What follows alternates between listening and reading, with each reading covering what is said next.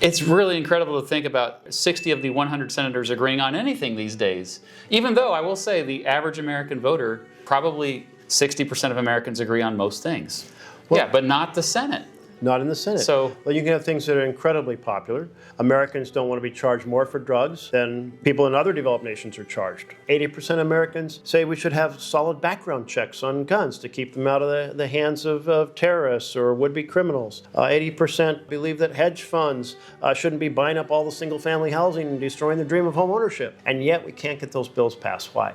Well, 60 votes is a factor, but here's another factor. If you turn the clock back half a century, you essentially had Democrats and Republicans were not organized by urban-rural, and there was huge overlap between their viewpoints. So you had civil rights champions who were Republicans, you had civil rights opponents who were Democrats, ranchers were Republicans, and farmers were Democrats. Over, the tradition in the West of do you put up fences or not put up fences? I mean, that's all. Now we've solidified into two camps, and those camps are far apart.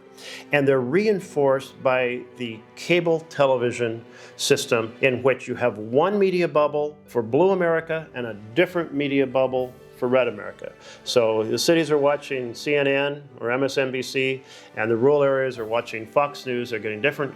So now you have a chasm in between the two parties. So the minority party says, here's a strategy. Let's keep the majority from passing bills, because if they look successful, people might reelect them. We want them to reelect us. And this was the insight that Gingrich brought to the House of Representatives after the '94 election. He said, it's all-out warfare. We want to tell Americans we did everything to stop the Democrats from being successful, elect us, and it worked. The '94 election, huge turnout. The Republicans took the House for the first time in 40 years, and Mitch McConnell over in the Senate says Gingrich gives obstruction a good name. And in the Senate, two tools for obstruction the House can only dream of. One is the responsibility to do nominations, which eat up so much time, and the second is the ability of the minority party to block any policy bill the majority wants to pass. That's reinforced the tribal warfare, the partisan warfare between the parties, and really contributed to the Senate